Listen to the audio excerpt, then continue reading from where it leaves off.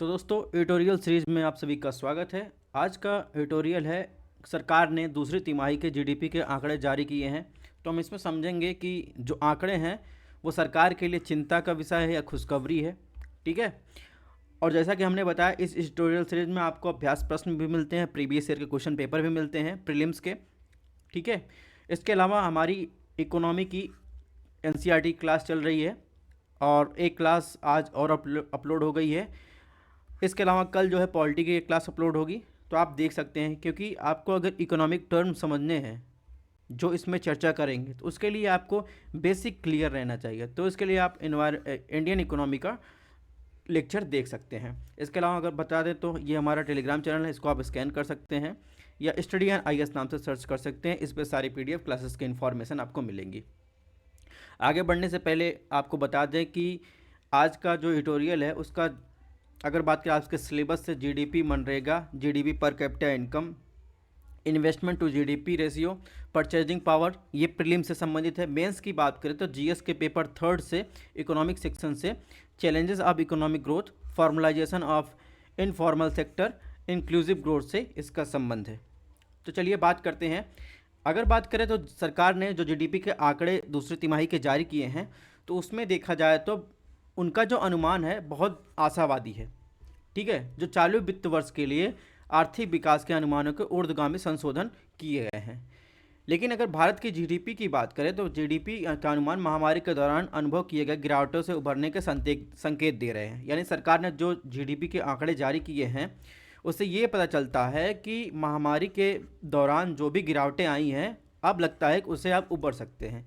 लेकिन अगर बात करें ग्रामीण डिमांड की, यानी रूरल डिमांड की, इसके अलावा अगर बात करें मैन्युफैक्चरिंग परफॉर्मेंस की, हाउस होल्ड एक्सपेंडिचर की, यानी लोग कितना खर्च कर रहे हैं, इनफॉर्मल सेक्टर ग्रोथ की बात करें, इन्वेस्टमेंट पैटर्न की बात करें, तो वो सब जो है उन पर चुनौतियां बनी हुई, यानी उसके साथ पर्याप्त रिकवरी नहीं हो रही है। और आर्थिक हानि जो है देश के विकास की संभावनाओं के लिए चुनौतियां पेश कर रही हैं। सतत और संतुलित आर्थिक विकास प्राप्त करने के लिए इन विरोधाभासी जो चुनौतियां हैं उनको सुलझाना अत्यंत आवश्यक है। ठीक है। तो इसमें हमें ये समझने की ज़रूरत है कि किस में जो है चुनौतियां बनी हुई हैं। ठीक है। क्या कमियां हैं और कौन कौन से सेक्टर पीछे हैं, संभावनाएं क्या हैं, किस में सुधार करने की ज़रूरत है, उन विषयों पर हम लोग चर्चा करेंगे। तो आगे बढ़ने से पहले आपको बता दें कि जीडीपी आपको समझना है, यानी किसी भी भौगोलिक देश की सीमाओं के भीतर उत्पादित अंतिम वस्तुओं और सेवाओं का कुल जितना मार्केट मूल्य होता है उसे जीडीपी कहते हैं। सिंपल लैंग्वेज में भारत की बात करें, भारत एक विशाल जनसंख्या वाला देश है। अगर उसको जो है सपोज अगर आपके पास एक छोटा सा केक का टुकड़ा है, ठीक है, और बहुत सारी जनसंख्या है, तो उसको जो है बहुत कम लोग कंज्यूम करेंगे, तो इकोनॉमिक ग्रोथ जो होगा वो स्लो होगा। वहीं आप जो है बड़ा केक का बॉक्स रख देते हैं, ठीक है, उसको बहुत सारे लोग आकर जो है कंज्यूम करते हैं। ठीक है। तो उससे इकोनॉमिक ग्रोथ ज़्यादा होगी, यानी जितनी इंडस्ट्री होगी हर सेक्टर में उतने जो है काम होंगे, उतने कंज्यूमर होंगे, उतना जो है इन्वेस्टमेंट होगा, इससे जो है इकोनॉमिक डेवलपमेंट होगा। इसके अलावा जीएनपी की परिभाषा दी गई है। ठीक है। एनएनपी की परिभाषा दी गई, इसको आप यहाँ से देख लेना है। अब बात करें कि जीडीपी रिकवरी में क्या क्या चुनौतियाँ पूर्ण, यानी चुनौती क्यों बनी हुई है। पहली बात करें तो कृषि विकास के बावजूद जो है ग्रामीण डिमांड जो है कमी है, यानी जो रूरल डिमांड है उसमें कमी आई है। पहला, ग्रामीण बाजारों का पिछड़ापन इसका कारण है, क्योंकि कृषि क्षेत्र में मजबूत ग्रोथ के बावजूद ग्रामीण डिमांड कमज़ोर बनी हुई है, जहां ग्रामीण बाजारों में वैल्यू ग्रोथ सुस्त जो है बनी हुई है। और इसके अलावा प्रति व्यक्ति आय में गिरावट आई है। ठीक है। यानी कृषि क्षेत्र में श्रमिकों की बढ़ती भागीदारी परिणाम स्वरूप प्रति व्यक्ति आय में कमी आई है। इस अगर आप मेरा इकोनॉमी का एनसीईआरटी का लेक्चर देखेंगे, जिसमें हमने 1947 से 1990 तक जो भी चर्चा की इकोनॉमिक डेवलपमेंट की या ट्रेड पॉलिसी की, ठीक है, इंडस्ट्रियल पॉलिसी की, तो उसमें भी यही हाल आपको देखने को मिलेगा। इसके अलावा गैर कृषि क्षेत्र का कमज़ोर प्रदर्शन इसका एक कारण बना है। ठीक है। यानी कृषि क्षेत्र जो ग्रामीण घरेलू आय का महत्वपूर्ण योगदान देता है, यानी जिससे रूरल डिमांड जनरेट होती है, वो कमज़ोर बना हुआ है। मनरेगा की बात करें तो मनरेगा के तहत परिवारों द्वारा कार्य की मांग हालांकि कोविड वर्षों के दौरान गिरावट देखी गई थी, महामारी के पहले की बात करें तो पर्याप्त ऊपर बनी हुई है। 2022-23 में इस कार्यक्रम के अंतर्गत बात करें तो 8.76 करोड़ व्यक्तियों को काम मिला, ठीक है।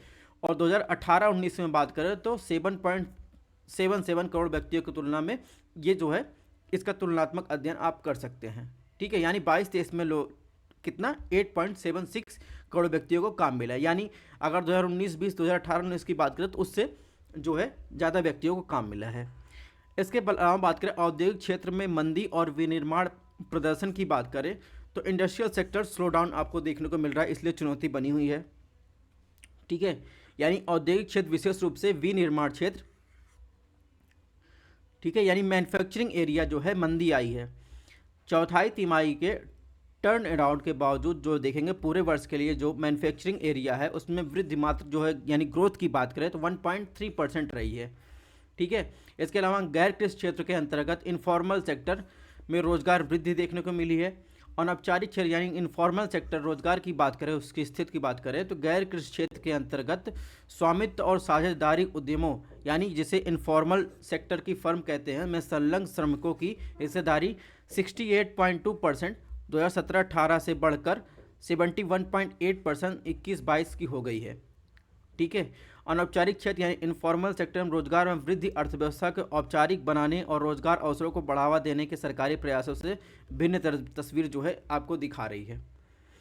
इसके अलावा बात करें तो निवेश गतिविधि और चालू खाता गतिशीलता यानी इन्वेस्टमेंट एक्टिविटी और करंट अकाउंट जो डायनेमिक्स है उसकी बात करें तो उसमें देखेंगे तो जो उसका हेल्थ सेक्टर है यानी हेल्थ इन्वेस्टमेंट ग्रोथ की बात करें तो जीडीपी के अनुपात में 2022-23 में 29.2% तक पहुंचने के साथ निवेश गतिविधि में स्वास्थ्य की प्रवृत्ति देखें तो उसमें जो है नज़र आई है। इसके अलावा घरेलू क्षेत्र द्वारा प्रेरित विकास की बात करें यानी house hold sector driving growth की बात करें तो उसमें बात करें इन्वेस्टमेंट रेशियो में 2/3 ग्रोथ घरेलू क्षेत्र द्वारा संचालित थी, जिसके बाद सार्वजनिक क्षेत्र और निजी क्षेत्र फर्मों का योगदान रहा है। अब बात करते हैं करंट अकाउंट सरप्लस की संभावना। हाल ही के जीडीपी के आंकड़े जो जारी हुए हैं उसमें दिखाता है कि करंट अकाउंट सरप्लस या न्यूनतम घाटे की संभावना प्रकट करते हैं। इसका मतलब क्या है? इसका मतलब क्या है? बचत के सापेक्ष कमजोर निवेश की मांग को दिखाता है, यानी लोग जो है जो इन्वेस्टमेंट है वो कम दिखा रहा है, यानी weak investment demand relative to saving ज़्यादा हो रही है, इन्वेस्टमेंट कम हो रहा है। इसके अलावा अगर बात करें तो डिप्रेस्ड हाउस होल्ड एक्सपेंडिचर और इम्पैक्ट ऑफ इन्फ्लेशन यानी कमज़ोर घरेलू व्यय और मुद्रास्फीति पर प्रभाव को देखें तो high and spending versus overall house hold expenditure की बात करें तो वस्तुओं और सेवाओं पर खर्च बढ़ा है, जबकि निम्न और मध्यम आय वाले परिवारों द्वारा कम खर्च करने के कारण समग्र घरेलू मांग में गिरावट बनी हुई है। अगर वहीं लो इनकम ग्रोथ की बात करें तो उत्पादक रोजगार, सीमित अवसर और निम्न आय वृद्धि ने कमजोर घरेलू व्यय में योगदान दिया है। इसके अलावा अगर बात करें तो inflation erosion of purchasing power यानी मुद्रास्फीति द्वारा कैरेक्टराइज के क्षरण की बात करें तो स्थिर मुद्रास्फीति परिवारों की जो परचेजिंग पावर है उसको कम करती है और जो कंज्यूमर को जो है संकुचित करती है, ठीक है, यानी लिमिटेड कर देती है। नेक्स्ट बात करेंगे तो आर्थिक हानि और असमान recovery economic loss and uneven recovery की बात करें तो वास्तविक विकास में कमी देखी गई है। महामारी के पहले वृद्धि की तुलना में भारतीय अर्थव्यवस्था वास्तविक ग्रोथ जो है वर्तमान स्तरों में कम बनी हुई है, जिससे आर्थिक हानि को दर्शाता है, ठीक है। तो ये सब जो है जीडीपी के आंकड़े जो है जारी किए गए हैं उसकी ये सब एक्सप्लेनेशन है, इसमें ये बातें कही गई हैं। अब बात करें तो जो इकोनॉमिक ग्रोथ है उसको कौन कौन से चालक जो है प्रभावित करते हैं। ये तो इन्वेस्टमेंट प्रभावित करता है, यानी infrastructure, machinery, technology, human capital में इन्वेस्टमेंट आर्थिक विकास का एक प्रमुख चालक है। इससे क्या होता है? उत्पादन क्षमता, इनोवेशन में वृद्धि होती है, जिसके परिणामस्वरूप उच्च उत्पादकता और उत्पादन की स्थिति बनती है। दूसरा क्या है? टेक्नोलॉजी और इनोवेशन, ये प्रभावित करता है इकोनॉमिक ग्रोथ को, यानी टेक्नोलॉजी की जो प्रगति होगी और इनोवेशन उत्पादकता में सुधार, नए उद्योगों, बाजारों का सृजन और प्रतिस्पर्धात्मक को बढ़ाने के रूप में आर्थिक विकास को प्रेरित करते हैं। रिसर्च एंड डेवलपमेंट की बात करें और टेक्नोलॉजी की बात करें तो उसको अपनाने में निवेश आर्थिक विस्तार में योगदान देता है। इसके अलावा ह्यूमन कैपिटल डेवलपमेंट की बात करें तो शिक्षा हो गया, प्रशिक्षण हो गया, कौशल स्किल डेवलपमेंट आर्थिक विकास के लिए आवश्यक जो है एक चालक है। एक सुशिक्षित और कुशल कार्यबल अधिक उत्पादक होता है, नई तकनीक के प्रति अनुकूल होता है, यानी अपनाना उसको सहज होता है, इनोवेशन और एंटरप्रेन्योरशिप को प्रेरित करने में सक्षम बनाता है। तो ये आर्थिक विकास को जो है ये कुछ चालक हैं जो प्रभावित करते हैं। ठीक है, इसका रूपांतरण आपको इंग्लिश में वही चीज़ आपको इंग्लिश में यहाँ पर दी गई है। इसके अलावा अगर बात करें, व्यापार और ग्लोबलाइजेशन भी प्रभावित करता है इकोनॉमिक डेवलपमेंट को, ग्रोथ को। तो अंतर्राष्ट्रीय व्यापार और वैश्वीकरण आर्थिक विकास में महत्वपूर्ण भूमिका निभाते हैं। व्यापार बाजारों को विस्तार करके विशेषज्ञता को सुगम बनाकर संसाधनों और पूंजी तक पहुंच को बढ़ावा देता है, उत्पादक वृद्धि कर सकता है, आर्थिक दक्षता को प्रेरित कर सकता है, रोजगार के अवसर सृजित कर सकता है। इसके अलावा इंफ्रास्ट्रक्चर डेवलपमेंट भी इकोनॉमिक ग्रोथ को या डेवलपमेंट को प्रभावित करता है। आर्थिक विकास के लिए आपको परिवहन बेहतर करना होगा, संचार बेहतर करना, ऊर्जा स्वच्छ सहित जो पर्याप्त इंफ्रास्ट्रक्चर अत्यंत आवश्यक है। एक सुविकसित इंफ्रास्ट्रक्चर लेन देन लागत को कम करता है, वस्तुओं और सेवाओं की आवाजाही सुगम बनाता है, इन्वेस्टमेंट को आकर्षित करता है। यानी इंफ्रास्ट्रक्चर का डेवलपमेंट होना बहुत ज़रूरी है इकोनॉमिक डेवलपमेंट के लिए। ठीक है, तो इसका ये इंग्लिश रूपांतरण है। इसके अलावा अगर बात करें, संस्थागत ढांचा भी इकोनॉमिक डेवलपमेंट को प्रभावित करता है। यानी एक मजबूत और कुशल संस्थागत ढांचा अत्यंत महत्वपूर्ण है, जिसमें विधि का शासन हो, यानी रूल ऑफ लॉ हो, संपत्ति के अधिकारों की रक्षा हो, यानी अगर कोई इन्वेस्टमेंट आ रहा है, अगर कोई उसको प्रॉब्लम होती है तो सबके लिए कानून बराबर हो, उनकी संपत्ति के उनके अधिकार हों, और इसके अलावा ट्रांसपेरेंसी जो है, गवर्नेंस हो, कुशल जो है विधिक सिस्टम हो, एंटरप्रेन्योर और इन्वेस्टमेंट को बढ़ावा देने वाला व्यवसाय अनुकूल माहौल हो, जिसे ईज ऑफ डूइंग बिजनेस कहते हैं। तो ये इकोनॉमिक डेवलपमेंट को प्रभावित करता है। इसके अलावा माइक्रो इकोनॉमिक स्थिरता का माहौल भी किसी देश की आर्थिक विकास के लिए बहुत ज़रूरी है। यानी निवेश, व्यापार और आर्थिक विकास के अनुकूलन वातावरण को बढ़ावा देने के लिए एक मजबूत जो है फिजिकल और मॉनेटरी पॉलिसी, निम्न मुद्रास्फीति दर, एक्सचेंज रेट में स्थिरता के माध्यम से माइक्रो इकोनॉमिक स्थिरता को बनाए रखना महत्वपूर्ण होता है इकोनॉमिक डेवलपमेंट के लिए। ठीक है, फिर से यहाँ पर आपको वही चीज़ इंग्लिश में दी गई है। नेक्स्ट बात करेंगे, लास्ट जो है उद्यमशीलता और नवाचार की भावना होनी चाहिए, यानी एंटरप्रेन्योरशिप और इनोवेशन की भावना होनी चाहिए। यानी उत्पादों और सेवाओं को सृजन कर, रोजगार उत्पन्न कर, प्रतिस्पर्धा, मार्केट की गतिशीलता को बढ़ावा देकर इकोनॉमिक डेवलपमेंट की गति प्रदान करते हैं। ठीक है, तो ये कुछ कारण थे जो किसी देश की इकोनॉमिक डेवलपमेंट और ग्रोथ को प्रभावित करने में महत्वपूर्ण भूमिका निभाते हैं। नेक्स्ट बात करेंगे तो क्या संभावित समाधान हो सकते हैं इसके। तो सबसे पहला समाधान हो सकता है जो ग्रामीण डिमांड है, यानी रूरल जो डिमांड है उसको बढ़ावा देना। और उसको कैसे बढ़ावा दे सकते हैं, तो डेवलपमेंट और एम्प्लॉयमेंट के अवसरों को प्रोत्साहित करके टारगेटेड जो है पॉलिसी बनाकर इसको बढ़ावा दे सकते हैं। ठीक है, इसके अलावा बात करें तो इन्वेस्टमेंट को आकर्षित करने और आर्थिक गतिविधियों को बढ़ावा देने के ग्रामीण क्षेत्रों में इंफ्रास्ट्रक्चर और कनेक्टिविटी में सुधार बहुत ज़रूरी है। एंटरप्रेन्योरशिप और लघु व्यवसाय के विकास को प्रोत्साहित करने के लिए ग्रामीण परिवारों और एंटरप्रेन्योर के लिए ऋण और वित्तीय सेवाओं को तक पहुंच को बढ़ावा दे सकता है, यानी ऋण सस्ते ब्याज दरों पर और सुलभ मिल जाए लोगों को। ठीक है, जब उनको ज़रूरत हो किसी बिजनेस को या किसी इंडस्ट्री को सेटअप के लिए। इसके अलावा आर्थिक लाभों का समान वितरण सुनिश्चित करते हुए कृषि और गैर कृषि क्षेत्रों में के बीच आय का अंतर को दूर करने का उपाय करना चाहिए। तो ये कुछ संभावित एरिया हैं जिनको जो है संभावित समाधान के रूप में हम लोग दे सकते हैं। नेक्स्ट बात करेंगे विनिर्माण क्षेत्र के पुनरुद्धार में, यानी रिवाइविंग द मैन्युफैक्चर सेक्टर की बात कर रहा है। ठीक है, तो मैन्युफैक्चर सेक्टर को प्रोत्साहित करने के लिए क्षेत्र विशिष्ट पॉलिसी को लागू करना, जैसे कर प्रोत्साहन, और इसके अलावा सिंपल जो है रेगुलेशन, कारोबार सुगमता यानी ईज ऑफ डूइंग बिजनेस में सुधार, उत्पादकता और प्रतिस्पर्धा बढ़ाने के लिए मैन्युफैक्चरिंग क्षेत्र में इनोवेशन होगा, रिसर्च एंड डेवलपमेंट, टेक्नोलॉजी को अपनाना और प्रोत्साहित करना। इसके अलावा श्रम बल में व्याप्त जो स्किल कौशल है उसके अंतराल को दूर करने के लिए स्किल डेवलपमेंट कार्यक्रम का सशक्त करना, और इसके लिए मैन्युफैक्चरिंग इंडस्ट्री की आवश्यकताओं के साथ जो भी उसके लिए स्किल स्किल श्रमिक चाहिए या स्किल कर्मचारी चाहिए, उसके अकॉर्डिंग जो है लोगों को प्रशिक्षित करना। निवेश को आकर्षित करने के लिए, औद्योगिक विकास को बढ़ावा देने के लिए सार्वजनिक निजी भागीदारी के सहयोग को सुगम बनाना, यानी पीपी मॉडल को और सहज बनाना, उसके रूल रेगुलेशन को और सहज बनाना होगा। इसके अलावा नेक्स्ट बात करें तो जो इनफॉर्मल सेक्टर है उसका फॉर्मल सेक्टर में कन्वर्ट करना, जैसे अनौपचारिक क्षेत्र में उद्यमों की औपचारिकता को बढ़ावा देने के लिए पॉलिसी और कार्यक्रम पेश करना। जैसे अगर बात करें तो फाइनेंस तक पहुंच, यानी पैसों तक पहुंच प्रदान करना, अगर किसी को रजिस्ट्रेशन करना उसकी प्रक्रियाओं को सरल बनाना, ठीक है, तथा अनुपालन के लिए प्रोत्साहन यानी इंसेंटिव की प्रोत्साहन पेश करना। अनौपचारिक क्षेत्र की श्रमिकों के आय यानी आय की सुरक्षा हो गया, उनके लिए कल्याण में सुधार के लिए सामाजिक सुरक्षा, ठीक है, जाल को बढ़ावा देना, यानी सोशल सिक्योरिटी के रूप में जो जो भी पॉलिसी हो सकती है उसको बढ़ावा देना। व्यापार विकास सहायता प्रशिक्षण हो गया, मार्केटों यानी बाजार तक पहुंच प्रदान करने के लिए औपचारिक क्षेत्रों की ओर संक्रमण हेतु अनौपचारिक उद्यमों के लिए एक सक्षमकारी माहौल को बनाना। ये सब जो है इकोनॉमिक, ये सुझाव हो सकते हैं इकोनॉमिक डेवलपमेंट के लिए, ठीक है। Formalisation of the formal sector, informal sector यहाँ पर जो है इसका इंग्लिश में दिया गया है।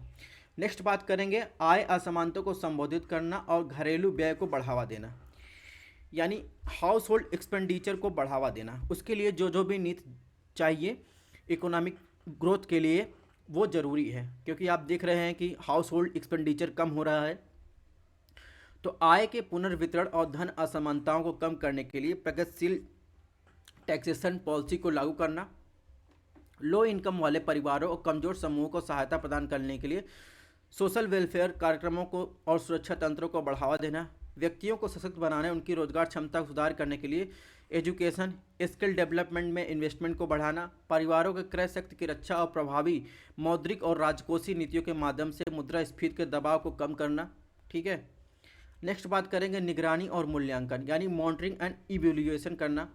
जो भी पॉलिसी और नीतियाँ जो भी अभी चल रही हैं उनको हस्तक्षेप प्रभावशीलता की निगरानी और मूल्यांकन के लिए मजबूत तंत्र स्थापित करना, प्रमुख आर्थिक संकेतों को नीतिगत उपायों के प्रभाव नियमित रूप से आकलन करना, वांछित परिणामों को सुनिश्चित करने आवश्यक जो है समायोजन करना, ठीक है।